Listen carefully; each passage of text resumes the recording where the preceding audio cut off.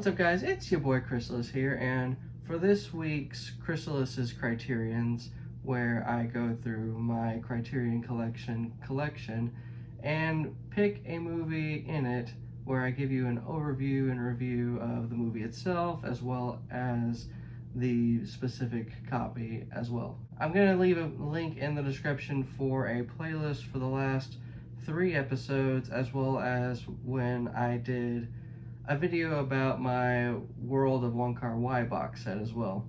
So for this episode, we are going to be covering Bong Joon-ho's Memories of Murder. Bong Joon-ho, if you're not in the know, is one of the most celebrated Korean directors of all time, or at least from my limited perspective as someone that is a filthy American. If the name sounds familiar to you, he actually put out a movie called Mickey 17 starring Robert Pattinson, Naomi Ackie, Mark Ruffalo, Toni Collette, that I actually did a video on a while back with my girlfriend, and I will leave a link in the description for that as well. But also he's best known for films like The Host and especially Parasite. Parasite regarded as one of the best films ever made, and has often been regarded as probably at least like a top 10 best picture winning film of all time, if not the greatest best picture winning film of all time. But let's rewind back to when he put out this movie back in 2003. Thank you, Criterion Case, for letting me cheat. At this point, Bong Joon-ho had put out a debut film that was pretty good but not excellent, as well as a short film called Incoherence, which is actually in this version of Memories of Murder. At one point in time, he had watched a play whose name escapes me at the moment, but I'll leave it in the captions. Around that point, he had been juggling the idea of trying to tackle this spree of serial murders back in the late 80s, which is still, to my knowledge, regarded as one of the most heinous domestic things to happen in South Korean history. And then I guess after watching the play in particular, the gears really started turning for him. Now, one thing that needs to be understood about Bong Joon-ho, if you've watched his other movies, or if you've watched this movie already, which, I mean, if you haven't, you definitely should. My perspective of Bong Joon-ho from watching Parasite, Mickey 17, The Host, is the fact that Bong Joon-ho, and maybe this could be just a Korean thing, has like this sardonic view of people in general, especially people who are supposed to be figures in authority, which actually is, circling back to the short film that's in this particular packaging, kind of the main point of Incoherence. The short film in particular revolving around 3 different characters that are supposed to be authority figures, one being a lawyer, one being a professor, and one of them being this editor-in-chief, I think. And they all are up to no good in some ways. And it's so well done. The epilogue has all 3 of them doing this, like, interview about crime, and then they're just, kind of talking out of their ass like they haven't done a thing or two lately. And in hindsight, it makes sense that Incoherence is in this particular copy because of the fact that it ends up being a huge factor in Memories of Murder. Because the thing about Memories of Murder is it's not a movie that focuses primarily on the murder itself. You're not getting like David Fincher's Seven, where this serial killer is about and they eventually, catch the guy. And then Brad Pitt shoots him and the murders have come to an end and all that. Even if specifically in Seven, he kind of just wanted to be killed because it was all part of his elaborate plan, and technically the killer in Seven won in the end, but that's a whole other spiel. With this one, because of the fact that around this time, and keep note of this later, that they never actually caught the killer, a good chunk of the film is focused on the incompetence of those that were tasked to find this guy that is assaulting and murdering women. In particular, our main character is this wannabe gung-ho detective that thinks he's seen it all and that he's in his element and everything, when really he couldn't be further out of the loop for something as heinous as this. And there comes a point throughout the movie, because of a lot of their insecurities with their jobs, regardless of which of the male detectives end up trying to find the killer, because of their insecurities, they kind of just never get the job done. Or at least that plays a huge factor in doing so. There's a specific bonus feature that is on the first disc of this copy of Memories of Murder, where Guillermo del Toro really doubles down and just hammers down on toxic masculinity being like a huge source of why all this ends up happening in the movie. So keep in mind, I still have not watched the Bong Joon-ho's debut film, Barking Dogs Don't Lie, which apparently focuses on a female protagonist.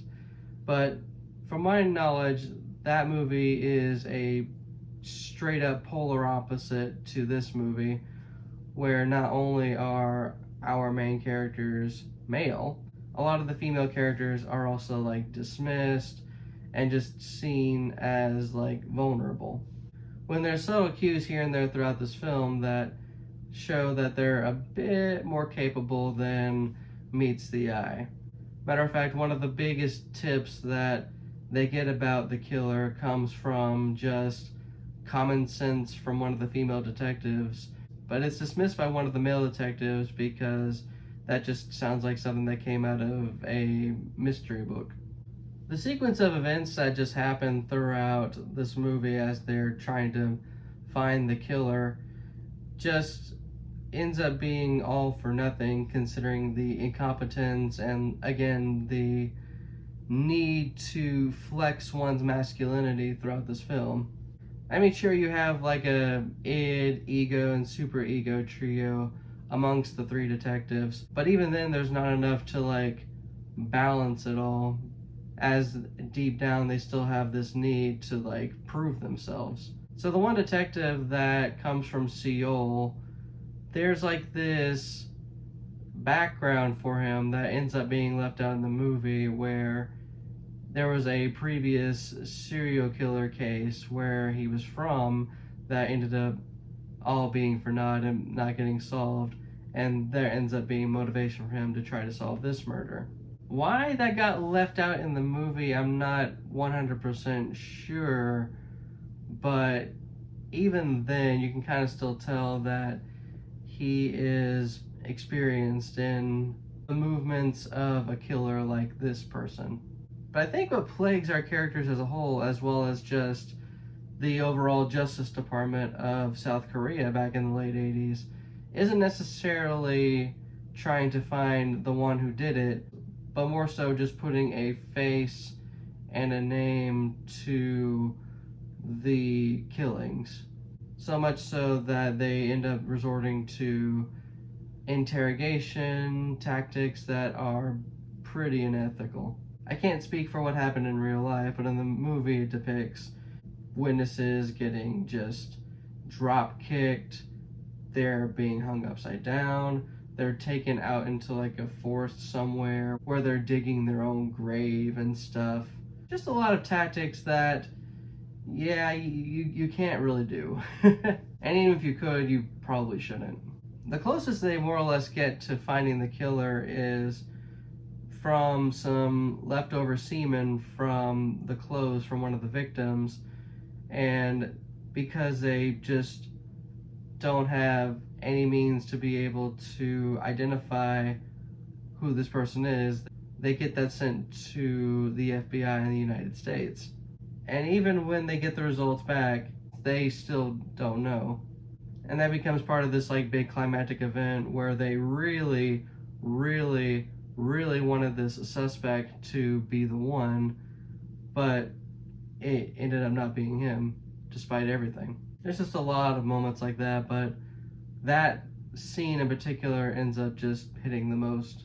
Not, of course, including the ending, which is one of the most haunting endings I have ever seen in a movie. It fast forwards to basically the present day, or at least the present day at the time, and he finds the same ditch where the first victim was found. And he happens upon this young girl who ends up just telling him, "Hey, I saw someone else in that ditch a little while ago. He said he did something all those years ago and he wanted to give it another look." So the detective asks her, "Did you get a good look at his face? What did he look like?" To which she says, "Oh, I don't know. He was just plain, ordinary."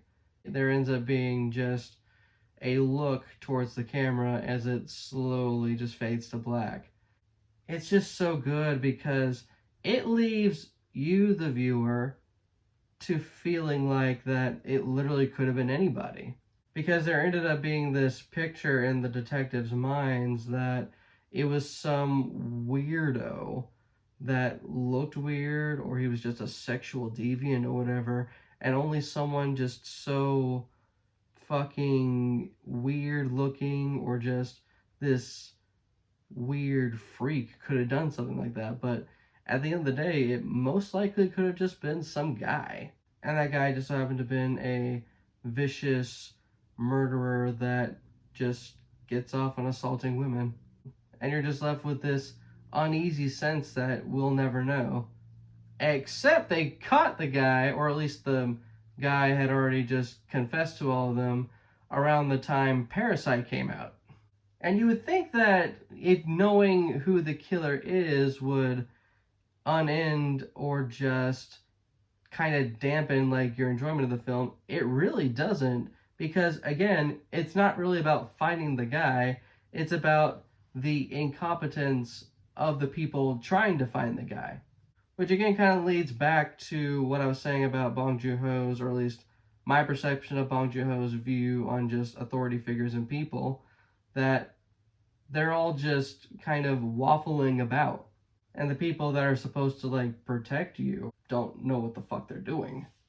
Whether it be the police officers in Memories of a Murder, whether it be the disgraced politician that's in Mickey 17 as portrayed by Mark Ruffalo, whether it be the rich family in Parasite, whether it be the fucking government in The Host. Because of like how things are in society, people are just unreliable and they just default to their own trappings. And then it just leads to the murders of 10 women that do not get solved until later on, and even by then it's too late to charge them because of statute of limitations and everything. Alright, now for the juicy part.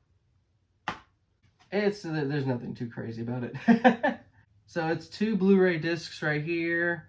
This too has a lot of the bonus features in it, specifically the short film, quite a few interviews with Bong Joon-ho. There's also this piece from a film critic that talks about Bong Joon-ho's use of sound in the movie, which was pretty interesting. Also, there's a 2.5 hour long documentary. That's right, the documentary about the making of this film is longer than the actual film itself, that if you ever wanted to learn everything about Memories of a Murder, and I do literally mean everything about Memories of a Murder, or at least 95% of everything of Memories of a Murder, then yeah, you need to watch the documentary. And then of course this one has the movie and has the deleted scenes and the little piece from Guillermo del Toro I was mentioning. I do want to go back to one of the deleted scenes, however. Most of them I understand like why they would have got cut out, but there's one where after the train tunnel scene where it's revealed that like the suspect that they wanted to be the killer isn't, it cuts to back to the police station where our main character ends up just quitting, which is kind of implied in the original cut of the film. And he's telling the detective from Seoul goodbye as he's sitting in the interrogation room just haunted by not being able to find the killer. I feel like that maybe should have been in the movie, but also I don't know how you cut from that to the time skip. So again, I'm left with the confirmation that deleted scenes are deleted for a reason. And of course, it's got this neat little insert, which I always appreciate Criterion doing. Another essay from Ed Park, who I think did the liner notes for a couple of Criterions previously. Definitely a pretty good essay if you ever get in the mood to, read and you have this copy of Memories of Murder, which I think you should get. But yeah, circling back to the big reveal that they ended up finding the killer, it was actually revealed that in one of the bonus features, Bong Joon-ho says that the revelation on who ended up being came at the time where he was thinking about him the least. Around the time Parasite came out, it was parading through Cannes Film Festival where it won the Palme d'Or, which, deserved. Parasite was on this huge victory lap going all the way up to the Oscars, and this revelation came out of nowhere. Well, Bong Joon-ho also said in one of his interviews that's again on this disc is that he kind of anticipated that the killer's face would have ended up being ordinary, like how the girl in the end of the movie described him to be. But apparently he had a pretty unusual face, which again lends to more credit to a lot of the themes that are in Memories of Murder, because this guy that looked so unusual and he was doing all this weird stuff was most likely the guy that did it, but they didn't suspect it because of just, again, the incompetence of the time, as well as a lot of political unrest as well. And it definitely just speaks volumes to how great of a job Bong Joon-ho did with this movie, that he had all of this on the weight of his shoulders back in the early 2000s when he was just starting out, and it came out as so well executed as it did. I love Memories of Murder. I definitely recommend Memories of Murder to anyone that hasn't seen it. And if you have seen it, let me know in the comments what you think of it. And while you're there, hit like and subscribe. If you have this copy of Memories of Murder or just any copy of it, what do you think of your copy? And what do you think of any of the bonus features, especially that documentary? I definitely enjoyed watching a lot of the behind the scenes and all just the background of the making of the movie for sure. Since that's just who I am very much an enjoyer of all the meat and potatoes of a film. But yeah, that's about it. Thank you for watching this video, and I will see you in the next one. This is your boy Chrysalis here, signing off.